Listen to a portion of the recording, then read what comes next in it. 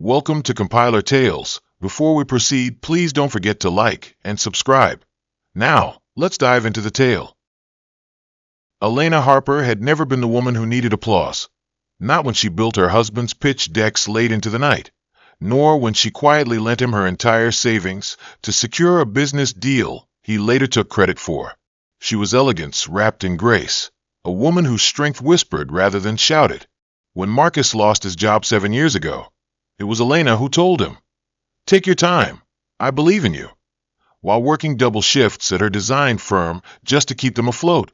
Over the years, she became the brain behind his bold decisions, smoothing his temper before meetings, dressing him for boardrooms, and coaching him through every financial proposal that made him seem sharp to others. Her name wasn't on the papers, but her fingerprints were everywhere. And Marcus knew this, but he never said it. Not to her, not to anyone. Because somewhere between her loyalty and his ambition, he convinced himself that her sacrifices were simply part of the job description of being his wife. Vanessa Parker had a laugh that made people trust her. Wide, open, warm. The kind of laugh that made you feel safe spilling secrets. She and Elena had met in university. Roommates by chance, but sisters by spirit. They had held each other through breakups, miscarriages, and career pivots. When Marcus entered the picture, Vanessa had been the first to approve, even joking that he's fine and broke, your favorite combination. Over the years, she became family, a permanent fixture at Christmas dinners and emergency brunches. Elena trusted her with the deepest parts of her heart, even the suspicions she had started to feel but never voiced fully. What Elena didn't see was the envy Vanessa masked behind affirmations. The way her smile stretched a little too tightly every time Elena mentioned her marriage, the subtle pauses before she complimented anything Elena had. While Elena believed she was sharing her world with her closest confidant, Vanessa had quietly been inching into it, one lie, one smirk, one stolen moment at a time. When Marcus casually mentioned a company promotion party, Elena's eyes lit up with pride and relief. Finally, the sleepless years, the ignored vacations, the emotional strain, all of it had led to this.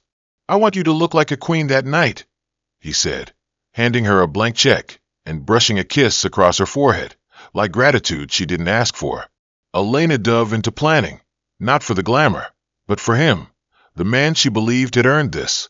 She reached out to Vanessa for help. "You know my taste better than anyone," Elena smiled, sending samples of color palettes and floral vendors. Vanessa, without blinking, offered to take the lead on logistics. They toured venues together, settled on a charming modern hall downtown, chose ivory white decor with soft gold trims, the exact style Elena once told Marcus she would want if they ever renewed their vows. She saw nothing wrong with that, because trust, to her, was natural, and she believed love, especially from a husband and a best friend, was sacred. It started subtly. Marcus coming home later, his phone flipped face down more often, small eyes that didn't seem big enough to confront. Elena noticed the emotional shrinkage, the absence of morning kisses, the quick sighs when she asked simple questions. "Are you okay?" she asked one evening. He didn't look up from his phone. "Not everything is about you, Elena," he snapped. The words sliced through the air like a blade. Elena blinked away tears and smiled through it. Maybe he was stressed. Vanessa told her the same. "Men are weird when they feel pressured. Let him breathe, sis," she said while pouring Elena wine and rubbing her back. Elena tried. She swallowed her hurt. But at night, when she lay in bed beside a man who now slept with his back turned, a voice inside her whispered, "Something is wrong." Still, she clung to the version of him she built, not the man he had become, because admitting the truth meant accepting that all her loyalty might have been misplaced. One quiet afternoon, while putting away laundry, Elena found an unfamiliar small velvet box hidden beneath Marcus's briefcase. Her heart pounded. When she opened it, the empty slot where a ring once sat felt like thunder between her ribs. She didn't jump to conclusions. Instead, she approached him later with a nervous smile. "I found something. A surprise." Marcus stiffened, then smiled too quickly. "I was going to renew our vows," he said smoothly. "You ruined the surprise, sweetheart." his arms wrapped around her, and she pretended to melt into them, but her stomach twisted. That night, she told Vanessa, who feigned delight. A vow renewal? Finally, I always said you two should do that. Elena wanted to believe it. She wanted to silence the ache in her chest and the small voice in her head that whispered you are being played. But loyalty had a grip on her. So, she went back to her planning board, added more golden accents to the decor, and prayed she wasn't preparing a celebration of her own betrayal. The night before the celebration, Elena stood in front of her bedroom mirror in the same soft gold gown she wore years ago when Marcus had received his first job offer, a moment they both used to call the beginning of everything. She pressed her palms over her stomach and whispered to her reflection, "We made it." In her hands was a pen she had custom ordered, engraved with the words "to my partner in all things," meant as a gift of gratitude and hope. Her heart fluttered with pride as she stepped into the hired car Marcus had arranged. She didn't know that the man she had built from dust was preparing to turn that night into her destruction. She didn't know that the gold she wore would reflect the worst kind of humiliation, one wrapped in betrayal, not celebration. The venue was breathtaking, warm lighting, elegant centerpieces, a floral arch dripping in white roses. For a moment, Elena admired the details and felt pride, thinking her efforts had made this possible. But then she looked up, her eyes locked on a massive white banner stretched across the far end of the hall. "Congratulations, Marcus and Vanessa, a new beginning." At first, her brain refused to register the betrayal written in bold letters. She turned slowly, and there they were, Marcus in a tuxedo, Vanessa in ivory lace, standing hand in hand. The room went quiet. Guests shifted nervously. Some whispered. A few phones lifted. Vanessa's eyes met Elena's, and she smiled. Elena's chest tightened, but her face remained still. Without trembling, she reached for her ring finger, pulled off the symbol of years lost, and dropped it gently onto the floor. The sound of the tiny band hitting marble echoed louder than any scream could. And then she turned, straightened her spine, and walked out, without a single word. By morning, Elena was gone. Her phone switched off. Social accounts vanished. No notes, no messages, just absence. She contacted her lawyer quietly, not to fight, but to detach. House deed transfer, business separation, bank access severed. What Marcus didn't know was that 2 years earlier, during a corporate fraud scare he was involved in, Elena had taken the legal burden onto herself and rewritten asset ownership for safety. That meant she now held the keys to their home, not him. She sold it within weeks and moved into a modest, sunlit loft on the other side of the city, peaceful and unfamiliar. When Marcus eventually arrived at their former address with Vanessa on his arm, expecting to settle in as the new king of his throne, he was greeted by new locks and a for sale sign. Elena was done, but the world didn't know it yet. Only he did, and that silence terrified him more than any fight could have. The video of Elena's silent walkout spread online like wildfire. A wedding guest's phone had captured her frozen face, the soft clink of her wedding ring on the floor, and her quiet exit beneath chandeliers that now felt cursed. The internet crowned her the queen of composure. Women posted her clip with captions like, "This is the silence that screams," and she didn't need revenge. She asked the revenge. Yet, while the world made her a symbol, Elena never responded. She didn't post a statement, didn't like a tweet, didn't comment or explain. Her silence became a fortress, one no insult could break and no apology could enter. Even her family didn't know where she had gone. Her peace was not performative, it was sacred. And while the world speculated and celebrated her, Elena began her mornings with warm tea, soundless sunrises, and a new kind of breathing, the kind that didn't carry a man's name on its back.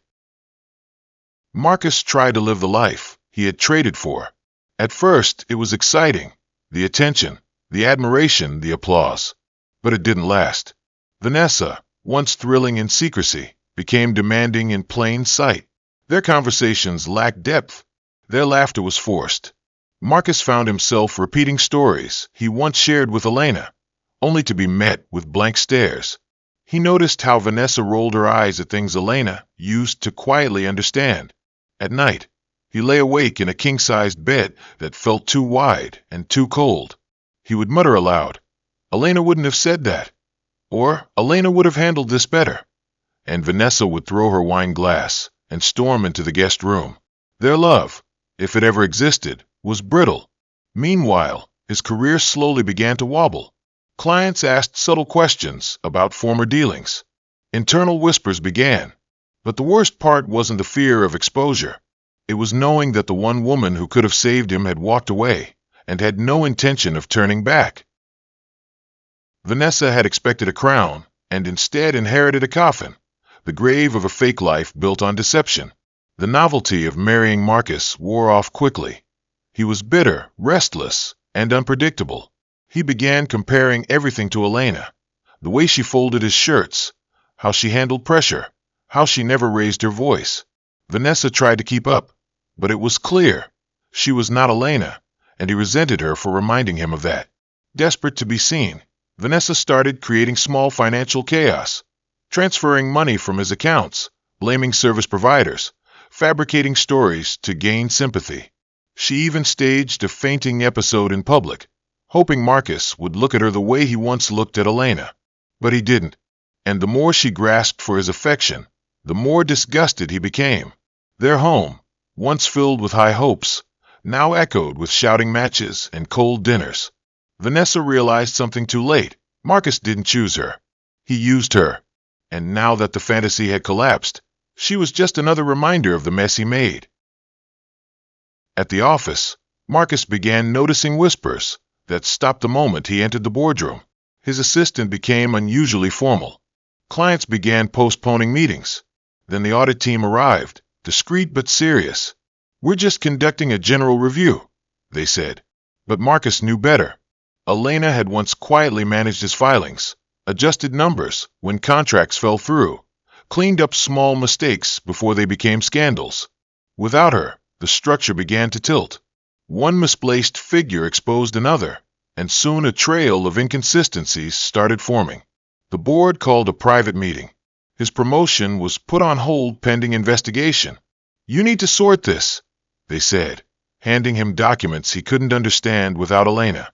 For the first time, he felt real fear, not just of losing status, but of realizing how much of his success was never truly his. It had always been her. Her eyes, her hands, her mind. He tried calling her. She didn't answer, not out of spite, but because she no longer owed him the salvation he once took for granted. Elena's new office was small, minimalist, and bathed in natural light. She named it simply Yates Studio. No logos, no fanfare, just excellence in its purest, quietest form. Her first clients came through word of mouth, small women-led startups and widowed mothers trying to rebuild homes. She didn't market aggressively, but her design spoke for her. Clean lines, thoughtful spaces, silent grace in concrete form. She hired two women, Amira, a young mother of twins who had once cleaned offices, and Renee, a former domestic worker with a passion for design. Elena trained them personally, giving them what no one had given her: space to grow, fail, and rise.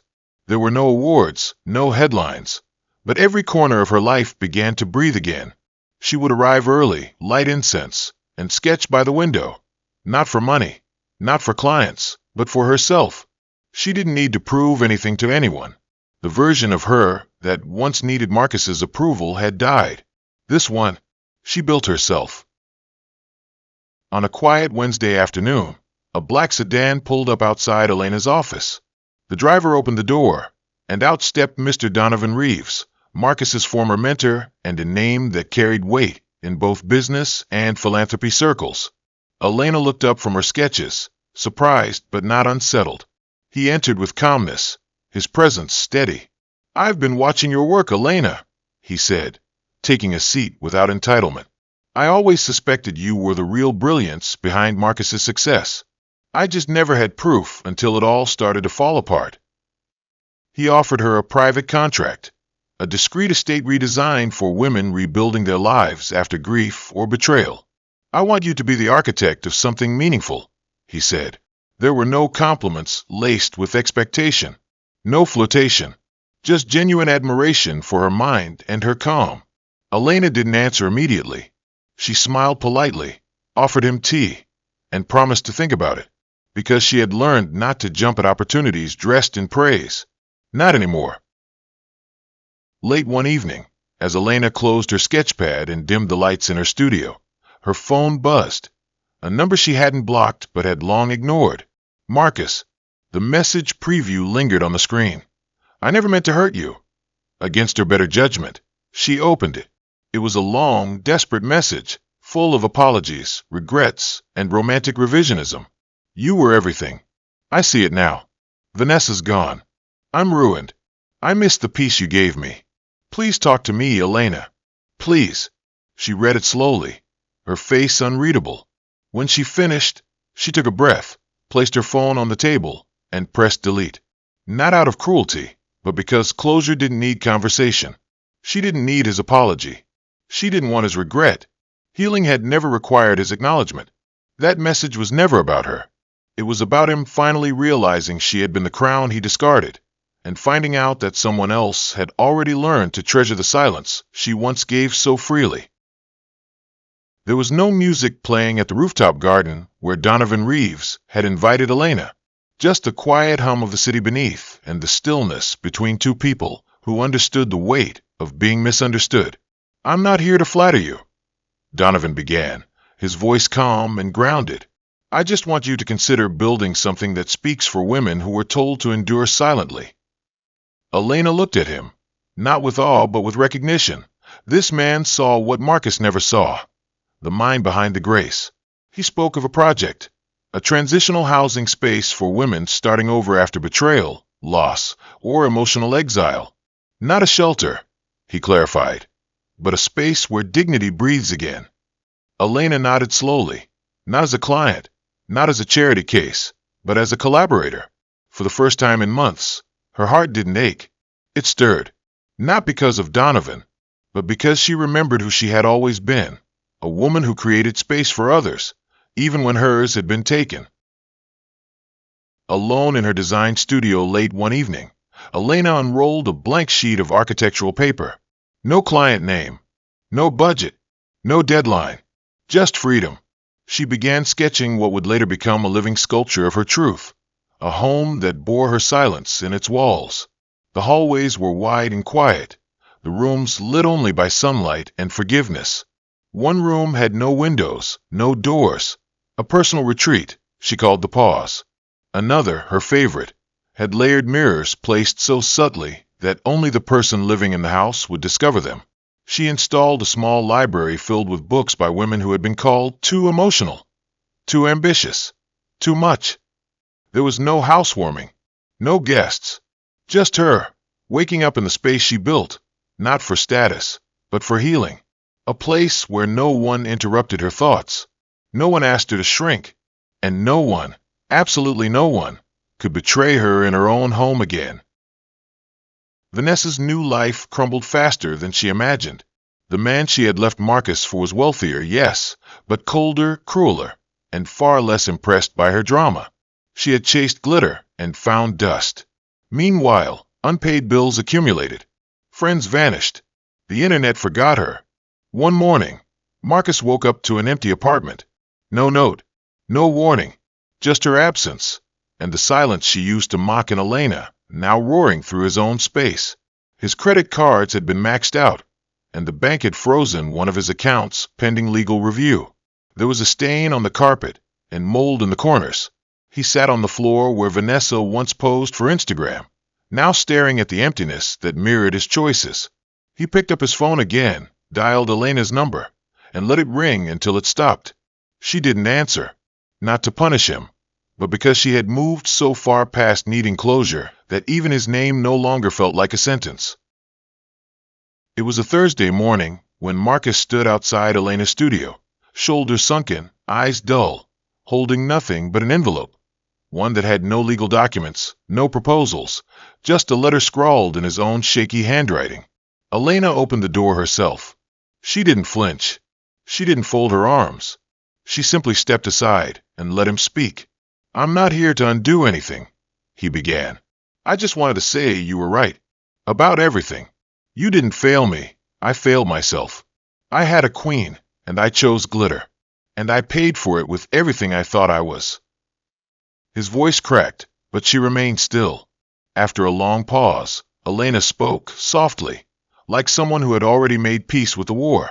I'm not angry anymore, she said. But I'm not yours anymore either. She took the letter, placed it on the shelf without reading it, and walked him to the door. No embrace, no tears, just grace, the kind that makes men weep when they realize they're too late. That evening, as golden light spilled through the glass panels of her home, Elena moved through the rooms barefoot. No music played, no laughter echoed, just peace, not the kind you post about, but the kind you feel in your lungs when the world finally lets you breathe. She boiled tea in the quiet kitchen, sat in her favorite chair, the one she had designed without compromise, and opened a book she had read once before. Only this time, the ending felt different, not because the words changed, but because she had. Her phone buzzed with a message from Donovan, a simple check-in, no pressure. She smiled, not because she needed company, but because she knew now. Love would never again come wrapped in sacrifice. It would meet her in her fullness, or not at all. And as the sun dipped low, Elena sipped her tea, unbothered by the world she left behind, knowing the greatest revenge wasn't public, loud, or petty. It was living so well that not even regret could find room to visit. Please like and subscribe. Thank you for watching.